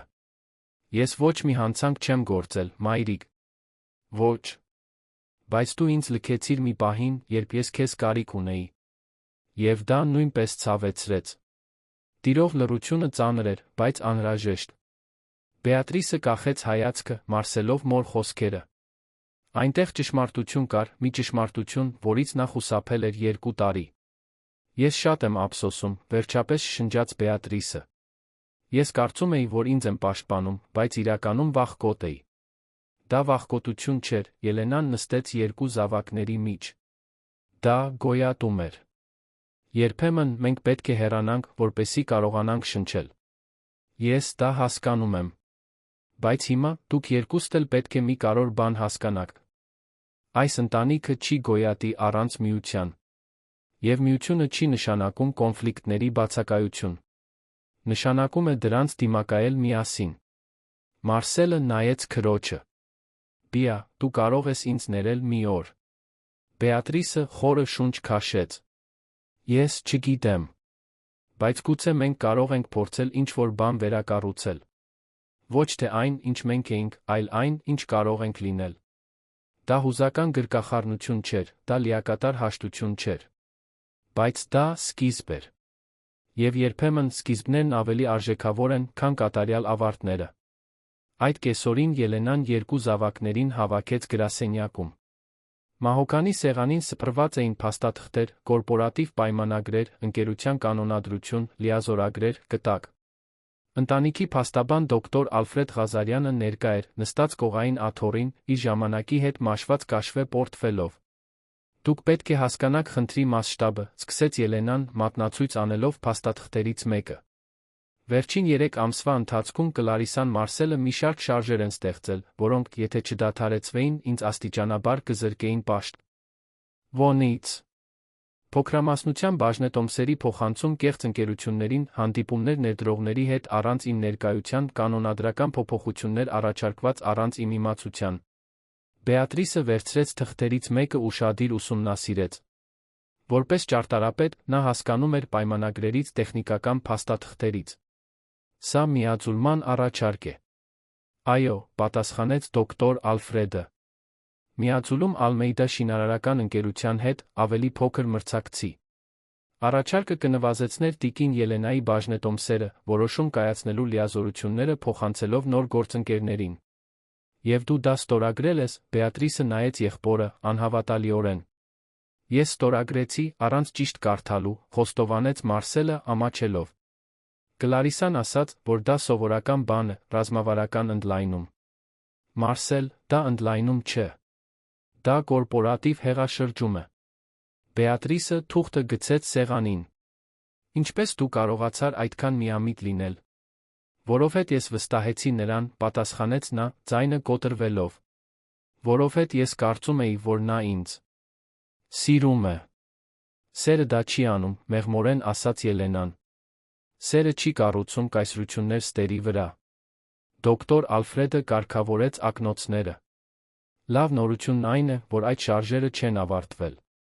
Տիկին Ելենան դեռս ունի բաժնետոմսերի 60%-ը, որոշում կայացնելու լիակատար իրավունքով։ Բայց մենք պետք է արագ գործենք, չեղյալ հայտարարելու այն, ինչ սկսվել է, պաշտպանելու ընկերությունը ապագա փորձերից։ Ինչ եք առաջարկում, մայրիկ, հարցրեց Բեատրիսը։ Ելենան նայեց երկու զավակներին։ Ես առաջարկում եմ լիակատար թափանցիկություն։ Դուք երկուստ էլ պաշտոնապես մտնում եք տնօրենների խորհուրդ։ Բեատրիս, դու ստանձնում ես նախագծերի ճարտարապետության բաժինը։ Մարսել, դու զբաղվում ես օպերատիվ մասով։ Բայց երկուստ էլ իմ հսկողության ներքո։ Եվ երկուստ էլ պետք է ապացուցեք, որ արժանի եք այդ պաշտոններին։ Ես արժանի եմ շանսի շտկելու այն, ինչ արեցի, ասաց Մարսելը, նրա ձայնում նոր վճռականություն կար։ Ես չեմ ուզում շանսեր, հիմնված մեղքի վրա, պատասխանեց Ելենան։ Ես ուզում եմ կարողունակություն։ Ես ուզում եմ նվիրում։ Ես ուզում եմ, որ դու լինես այն պրոֆեսիոնալը, որը ես գիտեմ, որ կարող ես լինել, ոչ թե այն տղան, ով պետք է փոխհատուցի սխալները։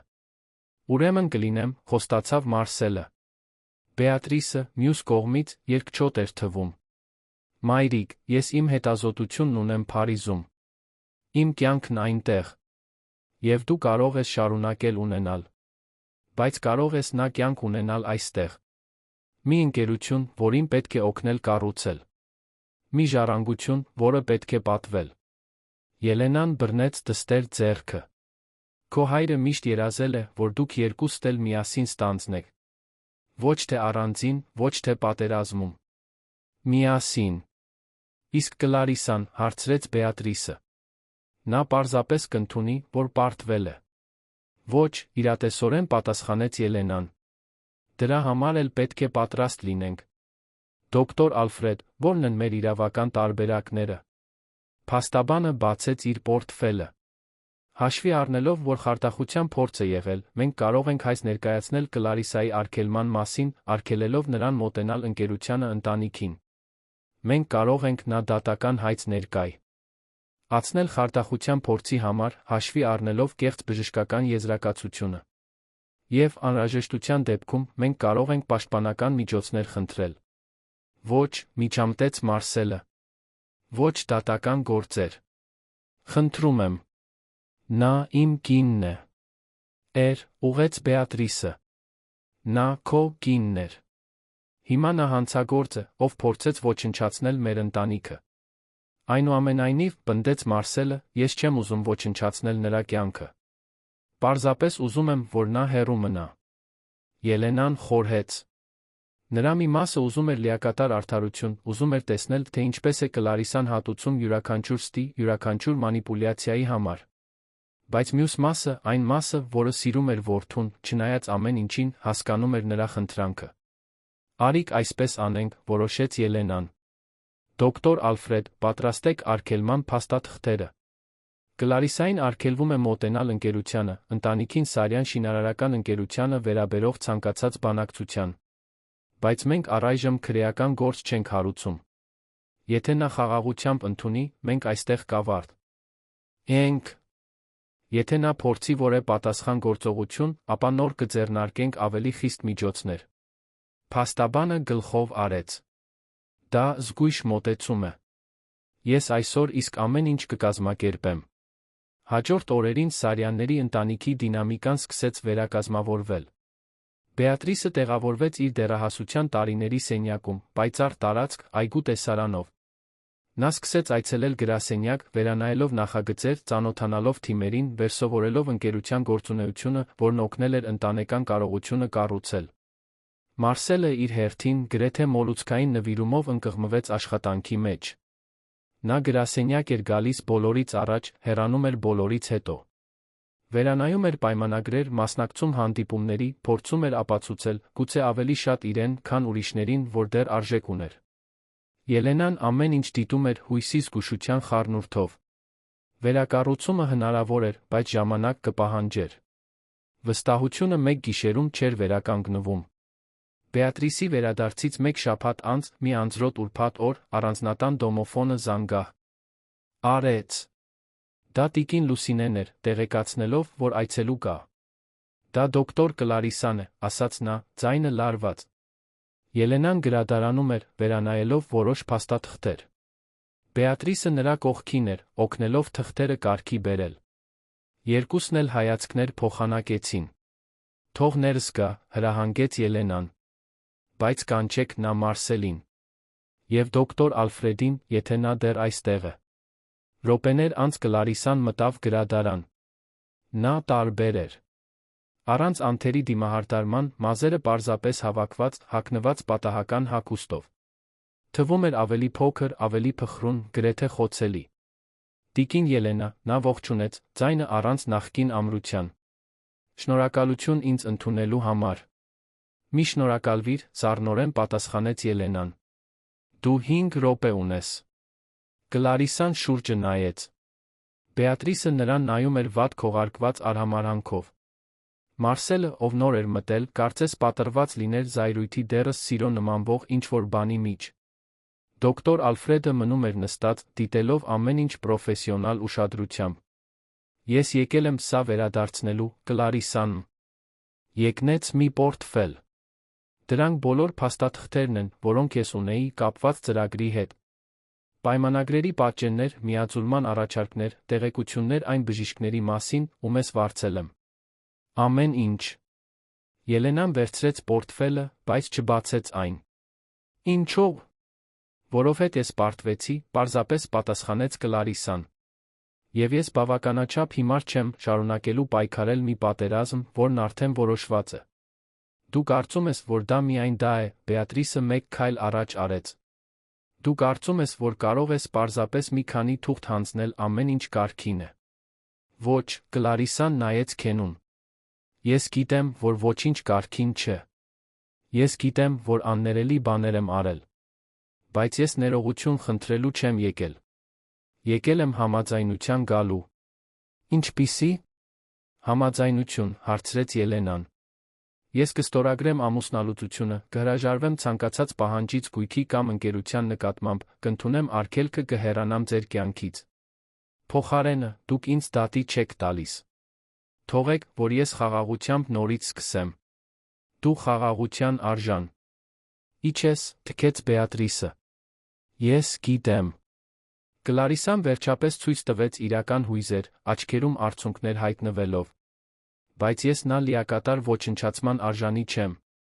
Ես սարսափելի սխալներ եմ թույլ տվել։ Թույլ տվեցի, որ իմ հավակնությունն ու անվստահությունը ինձ կլանեն։ Բայց խորքում, իմ գլխի ինչ-որ աղավաղված տեղում, ես իսկապես կարծում էի, որ ճիշտ բան եմ անում։ Ճիշտը անելը չի ներառում ստելը մանիպուլյացիան, պատասխանեց Ելենան։ Ես դա հիմա գիտեմ։ Կլարիսան սրբեց արցունքները։ Բայց այն ժամանակ ես այնքան կորած էի իմ պատկանելու, գնահատվելու սեփական կարիքի մեջ, որ ամեն ինչ աղավաղեցի։ Եվ ես ափսոսում եմ։ Ոչ թե պարտվելու համար, այլ այն մարդկանց ցավեցնելու համար, ովքեր դրան արժանի չէին։ Մարսելը մեկ քայլ առաջ արեց։ Կլարիսա, դու երբես սիրել ես ինձ։ Իրականում։ Նա նայեց ամուսնուն, առաջին անգամ մտնելուց ի վեր, տխուր ժպիտ հայտնվեց նրա շուրթերին։ Ես սիրում էի, Մարսել։ Սիրում էի այնպես, ինչպես գիտեի սիրել։ Որը գուցե ճիշտը չէր, բայց միակն էր, որին ես ծանոթ էի։ Եվ ես ափսոսում եմ, որ քեզ ներգրավեց։ Ի այս ամենի մեջ։ Դու դրան արժանի չէիր։ Ոչ ոք արժանի չէր, շշնջաց նա։ Դոկտոր Ալֆրեդը վեր կացավ։ Ես այստեղ ունեմ համաձայնագրի թղթերը։ Եթե դոկտոր Կլարիսան ստորագրի, մենք այսօր ամեն ինչ կավարտենք։ Կլարիսան վերցրեց փաստաբանի առաջարկած գրիչը, առանց վարանելու, ստորագրեց յուրաքանչյուր էջը։ Երբ նա ավարտեց, վերջին անգամ նայեց այդ ընտանիքին, որին մի օր երազել էր իսկապես ինտեգրվել։ Ցտեսություն, նա պարզապես ասաց դուրս եկավ։ Հետո լռությունը երկար էր։ Մարսելը ընկղմվեց բազկաթոռի մեջ, ձեռքերը ծածկում էին դեմքը։ Բեատրիսը մոտեցավ պատուհանին, դիտելով, թե ինչպես է Կլարիսան նստում մեքենան հեռանում։ Ելենան մնաց կանգնած, պահելով փաստաթղթերի պորտֆելը։ Ավարտվեց, հարցրեց Մարսելը, ձայնը խլացված։ Այս մասը, այո, պատասխանեց Ելենան։ Բայց վերսկսումը նոր է սկսվում։ Եվ այդ գիշեր, առաջին անգամ ամիսների ընթացքում, Սարյանների ընտանիքը միասին ճաշեց։ Դա ուրախ կերակուր չէր, ծիծաղ կամ երջանիկ հիշողություններ չկային։ Բայց ներկայություն կար։ Հարմարավետ լռություն կար։ Լուր խոստում կար, որ չնայ ած ամեն ինչին, նրանք դեռ ընտանիք էին։ 3 ամիս էր անցել Կլարիսայի հեռանալուց հետո։ Գարունը եկել էր Երան, իր հետ բերելով ավելի երկար օրեր Սարյանների առանձնատան այգիներում ծաղկող ծաղիկներ մի նորացում, որը կարծես թե գերազանցում էր բնությունը հասնում նա մարդկանց։ Փողոցի յասամանածառը ծաղկում էր վառ մանուշակագույնով, կարծես քաղաքն ինքը լուր տոնում էր նոր սկիզբների հնարավորությունը։ Ելենան արթնացավ երկուշաբթի առավոտյան, արի լույսը ներս էր մտնում գլխավոր ննջասենյակի սպիտակ-սպիտակեղենե վարագույրներից։ Այո, նա վերջապես վերադարձել էր այն անկողինը, որը Մարկոսի հետ կիսել էր այդքան տարիներ։ Դատարկությունը դեռ այնտեղ էր, բայց այլս անտանելի չէր։ Դա ծանոթ ներկայություն էր, գրեթե մխիթարող, կարծես սպի, որը նշում է մաշկը, բայց այլս չի ցավում դիպչելիս։ Նա զգուշորեն հագնվեց, ընտրելով մուգ կանաչ երանգի տայլեր, նուրբ ոսկե ականջողեր, ցածր կրունկներով կոշիկներ։ 68 տարեկանում նա սովորել էր, որ էլեգանտությունը կրունկի բարձրության մեջ չէր, այլ նրանց կեցվածքի մեջ, ովքեր այն կրում էին։ Նա իջավ։ Ճաշասենյակ մի տեսարան գտավ, որը տաքացրեց նրա սիրտը։ Բեատրիսը նստած էր սեղանի շուրջ, դեռս գիշերազգեստով, մազերը խճճված կոկի մեջ, սուրճ էր խմում, պլանշետում ճարտարապետական գծագրեր վերանայելիս։ Մարսելը նրա կողքին էր, արդեն հագնված մոխրագույն կոստյումով, նշումներ էր անում տետրում։ Նրանք խոսում էին նոր նախագծի մասին, գաղափարներ փոխանակելով, որոշ կետերում տարաձայնելով, բայց միշտ փոխադարձ հարգանքով։ Բարի առավոտ, մայրիկ, Բեատրիսը բարձրացրեց հայացքը ժպտաց։ Այդ ժպիտը, որը Ելենան այդքան էր կարոտել վերջին տարիներին։ Բարի առավոտ, դուստրս։ Մարսել։ Բարի առավոտ, մայրիկ։ Մարսելը վեր կացավ նրա համար աթոռը քաշեց։ Պարզ ժեստ, բայց որը ցույց էր տալիս կատարվող նուրբ փոփոխությունը։ Նա սովորում էր, որ հարգանքը դրսևորվում էր փոքր արարքներով, ոչ թե մեծ հայտարարություններով։ Տիկին Լուսինեն խոհանոցից հայտնվեց թարմ մրգերի, տաք հացի նոր եփած սուրճի սկուտեղով։ Տիկին Ելենա, լավ քնեցի՞ք։ Քնեցի, Լուսինե։ Ավելի լավ, քան ամիսներ շարունակ։ Տնային տնտեսուհին գոհ ժպտաց վերադարձավ խոհանոց։ Ելեն։ Ան իր համար մատուցեց, դիտելով, թե ինչպես են երեխաները վերսկսում նախագծի շուրջ քննարկումը։ Դա բնակելի համալիրի նախագիծ էր քաղաքի արևմտյան մասում, մի բան, որը համատեղում էր կայունությունը մատչելիությունը, մի հայեցակարգ, որը Բեատրիսը բերել էր Ֆրանսիայում իր հետազոտություններից, որը Մարսելը սովորում էր իրականացնել տնտեսական կենսունակությամբ։ Խնդիրն այն է, որ արային մարտկոցները սկզբնական արժեքը բարձրացնում են 15%-ով, բացատրում էր Մարսելը, մատնացույց անելով թվերը աղյուսակում։ Գնորդները կհամաձայնվեն դա վճարել։ Կհամաձայնվեն, եթե իմանան, որ ներդրումը վերականգնում են 5 տարվա ընթացքում, էներգիայի խնայողության շնորհիվ, հակադարձեց Բեատրիսը։ Դա շուկայի կրթության հարց է, ոչ թե նախագծի որակը նվազեցնելու։ Բայց 5 տարին շատ երկար ժամանակ է, որպեսզի մարդկանց մեծ մասը մտածի։ Ուրեմն կրթում ենք։ Դասախոսություններ ենք անում, ցուցադրություններ, ստեղծում ենք սիմուլյացիոն մոդելներ։ Բեատրիսը ոգորված էր, աչքերը փայլում էին։ Եղբայր, մենք հնարավորություն ունենք առաջամարտիկ լինելու դրանում։ Ցույց տալու, որ կայուն շինարարությունը հարուստների շքեղություն չէ, այլ բոլորի պատասխանատվությունը։ Մարսելը ժպտաց, Ելենան նկատեց, որ դա անկեղծ ժպիտ էր, ոչ թե հարկադրված։ Լավ, համոզեցիր ինձ։ Արային մարտկոցները կներառենք։ Հրաշալի է։ Այդ դեպքում պետք է խոսենք մատակարարների հետ։ Ես Եվրոպայում կապեր ունեմ, որոնք կարող են օգնել մեզ տեխնոլոգիայի հարցում։ Ելենան մեղմորեն միջամտեց։ Ամենից առաջ, դուք երկուստ էլ ամբողջական նախագիծը կներկայացնեք ինձ խորհրդին։ Ոչինչ չի առաջանա առանց պաշտոնական հաստատման։ Իհարկե, մայրիկ, երկուսն էլ միաձայն պատասխանեցին ծիծաղեցին սինխրոնիզմից։ Հենց այդ պահերին էր Ելենան զգում իրական հաղթանակը։ Դա Կլարիսայի արտաքսման մեջ չէր, դա ընկերության վերահսկողության պահպանման մեջ չէր։ Հաղթանակն այնտեղ էր, այդ երկու մարդկային էակների մեջ, որոնց նա մեծացրել էր, վերջապես աշխատելով միասին, փոխադարձաբար աջակցելով իրար, կառուցելով մի բան, որն ավելի մեծ էր, քան իրենց անհատական էգոները։ Նախաճաշից հետո երեքով գնացին կենտրոնական գրասենյակ։ Երթեք։ Ությունը, ինչպես միշտ, քաոսային էր, բայց Ելենան այլս չէր անհանգստանում։ Մեքենայում ժամանակն օգտագործում էր էլեկտրոնային նամակները վերանայելու, զանգեր կատարելու, օրը կազմակերպելու համար։ Բեատրիսը նստած էր հետի նստարանին, դեռ աշխատում էր պլանշետի վրա, մինչ Մարսելը կենտրոնացած վարում էր մեքենան։ Մայրիկ, հանկարծ կանչեց Բեատրիսը, մի բան կա, որ պետք է խոսեմ ձեզ հետ։ Ելենան շրջվեց նստարանում։ Կարող ես խոսել։ Ես առաջարկ ստացա Փարիզի համալսարանից։ Նրանք ուզում են, որ ես վերադառնամ, ավարտելու իմ հետազոտությունը, հետո ստանձնելու մշտական պրոֆեսորի պաշտոն։ Ելենայի սիրտը սեղմվեց, բայց նա պահպանեց չեզոք արտահայտություն։ Եվ դու ուզում ես գնալ։ Ուզում եմ։ Եվ չեմ ուզում։ Բեատրիսը հառաչեց։ Իմ ակադեմիական կյանքն այնտեղ է։ Բայց իմ ընտանիքն այստեղ է։ Եվ ես հայտնաբերեցի, որ ընկերությունը նույնպես կարող է լինել ստեղծագործական, նույնպես կարող է լինել ժառանգություն կառուցելու միծ։ Ուրեմն ինչ ես ինձ խնդրում։ Թույլտվություն, երկուսն էլ անելու։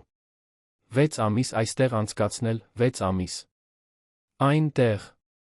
Հեռակա աշխատել, երբ հնարավոր է։ Չլքել ընտանիքը, բայց նա չլքել իմ երազանքները։ Մարսելը, ով մինչ այդ լուռ էր մնացել, խոսեց, աչքերը չկտրելով երթեկությունից։ Բիա, եթե դու գնաս, ով կպահի ինձ, երբ նորից սկսեմ խելագարվել։ Դա կատակ էր, բայց ճշմարտություն էր պարունակում։ Բեատրիսը մեկնեց ձեռքը դիպավ եղբոր ուսին։ Դու նորից չես խելագարվի։ Որովհետև հիմա դու գիտես, թե ինչն է իսկապես կարևոր։ Ես հավանություն եմ տալիս, որոշեց Ելենան։ Բայց մեկ պայմանով։ Դու ակտիվ մասնակցություն ես ունենում նախագծերին։ Տեսակոնֆերանսներ, հեռակա հաստատումներ, ինչ անհրաժեշտ է։ Դու այս ընկերության մի մասն ես հիմա, ոչ թե որպես պարտավորություն, այլ որպես ընտրություն։ Բեատրիսը ժպտաց, թեթացած։ Շնորհակալություն, մայրիկ։ Գրասենյակում առավոտը անցավ հանդիպումների, ռազմավարական որոշումների, պայմանագրերի ստորագրումների միջ։ Ելենան հպարտությամբ դիտում էր, թե ինչպես է Բեատրիսը դիրքավորվում քննարկումներում, բերելով նորարարական հեռանկարներ, մարտահրավեր նետելով հին գաղափարներին հարգանքով, բայց նա ամրությամբ։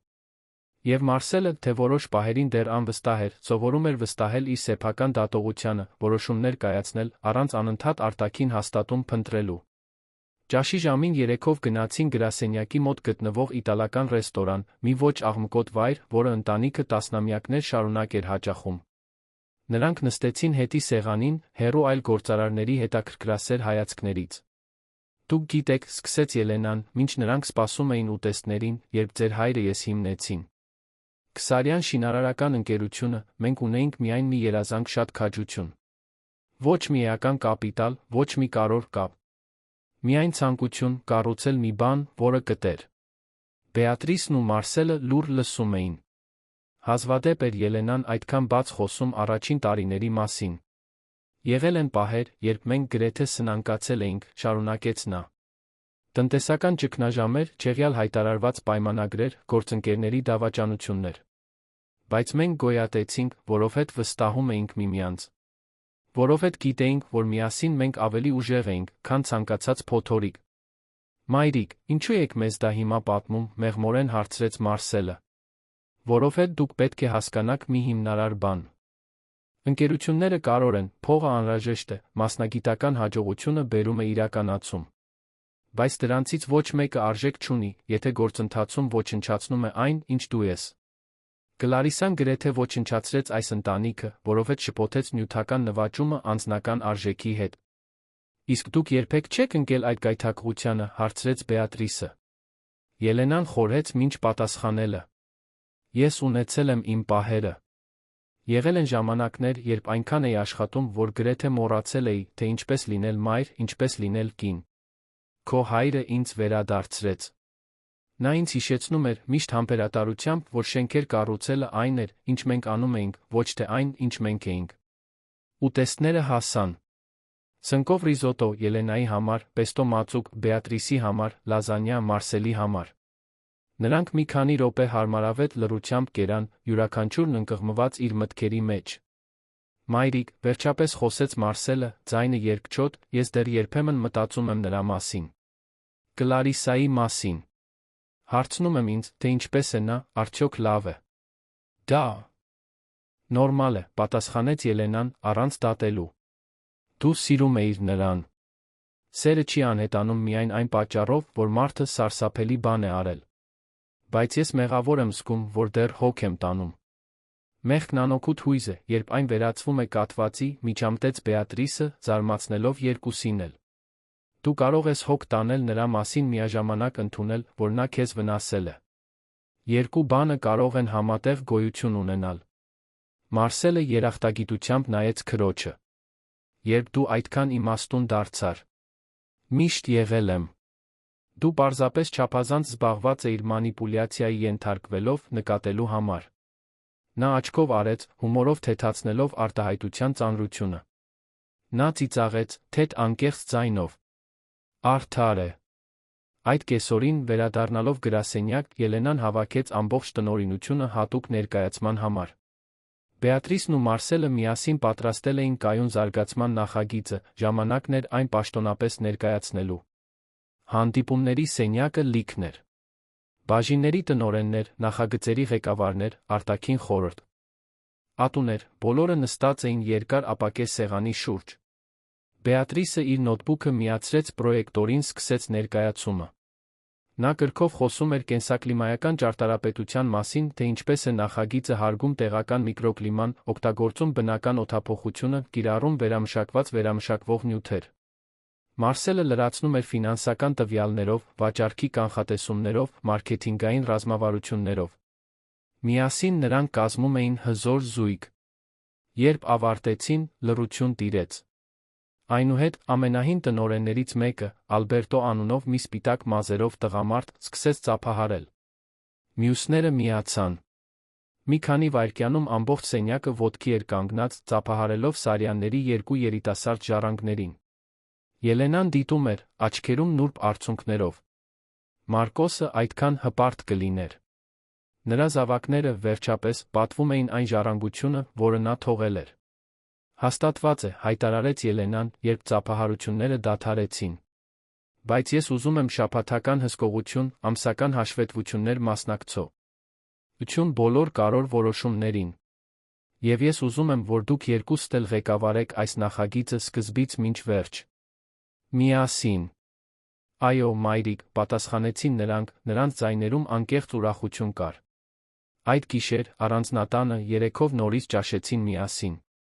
Տիկին Լուսինեն ֆեյժուադա էր պատրաստել, Մարկոսի սիրելի ուտեստներից մեկը։ Ուրբաթ էր, նրանք որոշեցին այն ավանդույթ դարձնել։ Ամեն ուրբաթ ընտանեկան ճաշ, առանց աշխատանքի մասին խոսելու, պարզապես կապվելով որպես մայր-զավակներ։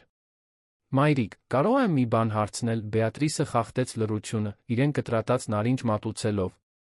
Իհարկե։ Դուք իսկապես ներեցիք Մարսելին։ Ելենան նայեց որդուն, ով կարծես սառեց հարցից։ Ներելը չի նշանակում մոռանալ։ Նշանակում է ընտրել չթողնել, որ դառնությունը ինձ սահմանի։ Քո եղբայրը սարսափելի սխալ է թույլ տվել, բայց նա ամեն օր ջանք է գործադրում, ավելի լավը լինելու համար։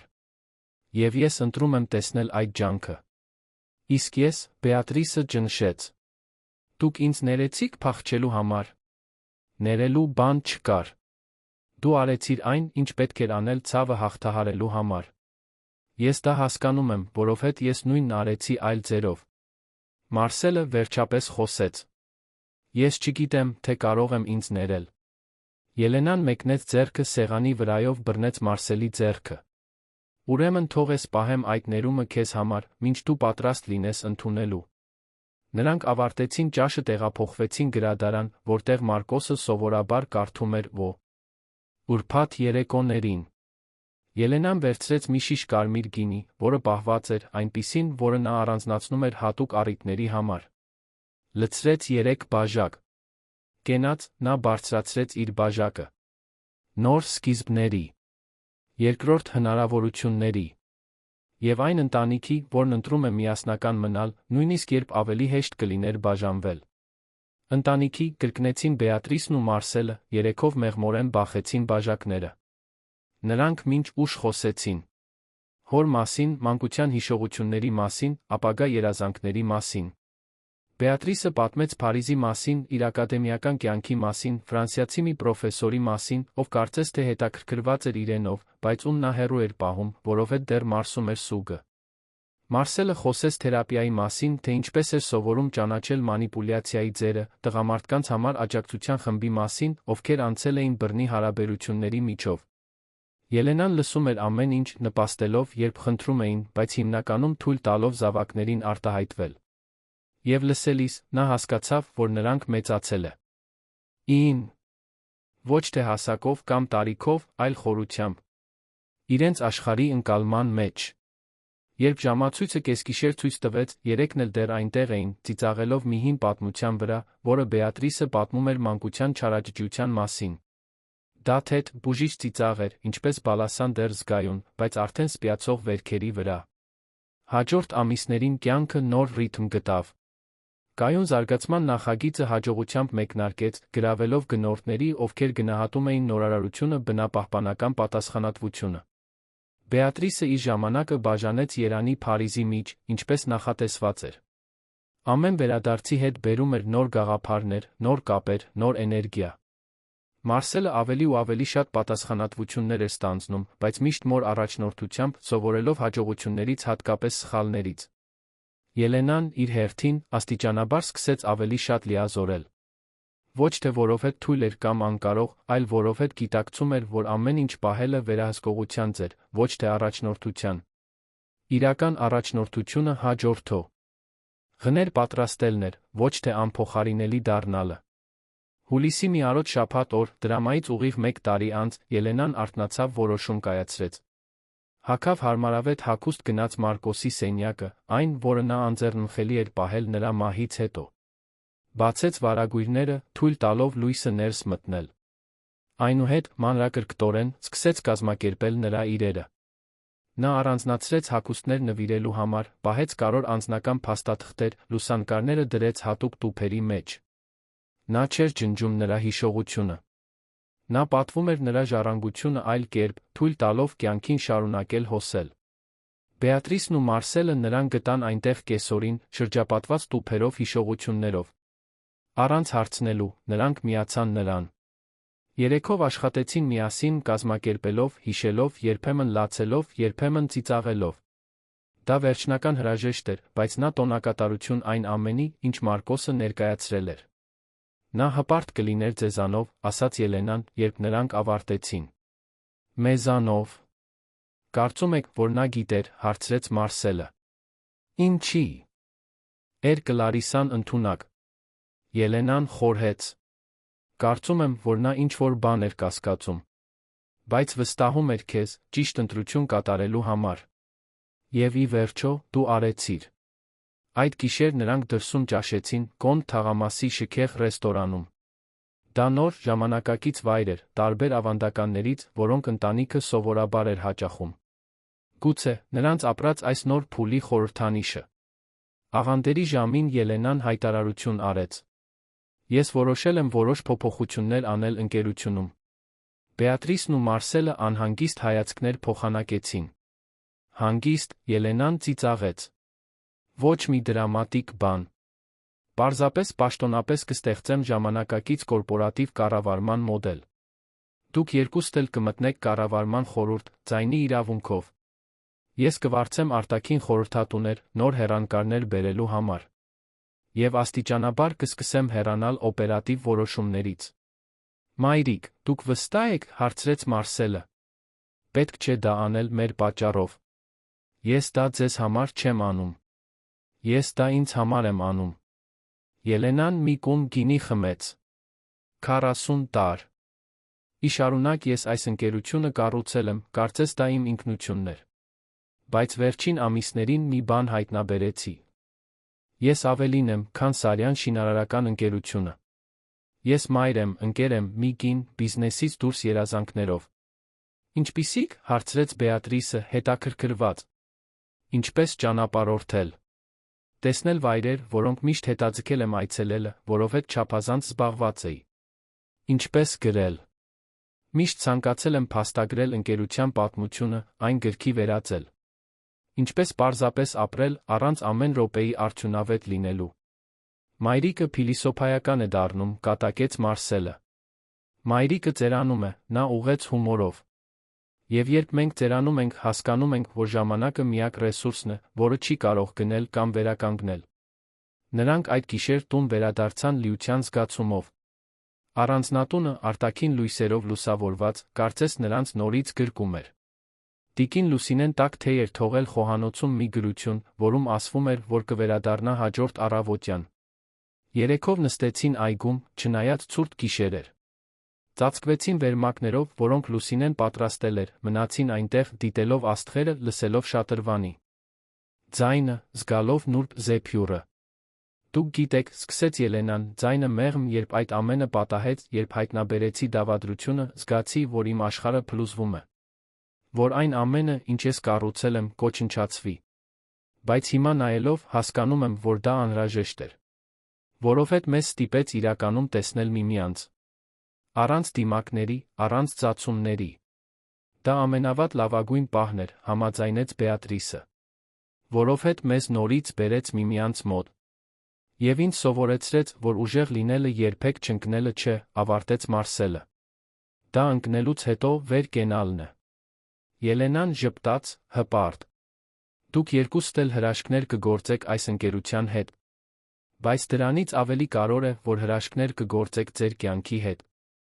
Որովհետև սովորել եք մի բան, որը շատերը ամբողջ կյանքը սովորում են հասկանալ, եթե հասկանում են։ Հաջողությունը առանց բնավորության ձախողում է։ Ո՞վ սովորեցրեց դա հայրիկին, հարցրեց Բեատրիսը։ Կյանքը, պատասխանեց Ելենան։ Եվ նա ինձ սովորեցրեց։ Եվ հիմա ես ձեզ եմ սովորեցնում։ Այսպես են կառուցվում իսկական ժառանգությունները։ Ոչ թե փողով կամ շենքերով, այլ արժեքներով, որոնք սերնդեսերունդ են փոխանցվում։ Նրանք մնացին այնտեղ, մինչ ցուրտը անտանելի դարձավ։ Այնուհետ միասին մտան ներս ուժի, կայունության սիրո 3 սերունդ, ներկայացված այդ սրտերում, որոնք բաբախում էին համաժամանակյա։ Հաջորդ ամիսներին կյանքը հոսեց իր արտասովոր նորմալությամբ։ Կայուն զարգացման նախագիծը հաջողությամբ մեկնարկեց, գրավելով գնորդների, ովքեր գնահատում էին նորարարությունը բնապահպանական պատասխանատվությունը։ Բեատրիսը շարունակեց իր երթուղին մայրցամաքների միջ, բայց միշտ պահպանելով ակտիվ ներկայություն ընկերությունում։ Մարսելը ամրապնդվեց որպես հարգված առաջնորդ, ոչ թե հիմնադրի որդին լինելու, այլ իր սեփական արժանինքների համար։ Ելենան կատարեց իր խոստումը։ Սկսեց ճանապարհորդել, միշտ իր հետ տանելով մի տետր, որտեղ գրում էր հիշողություններ, պատմություններ, մտորումներ։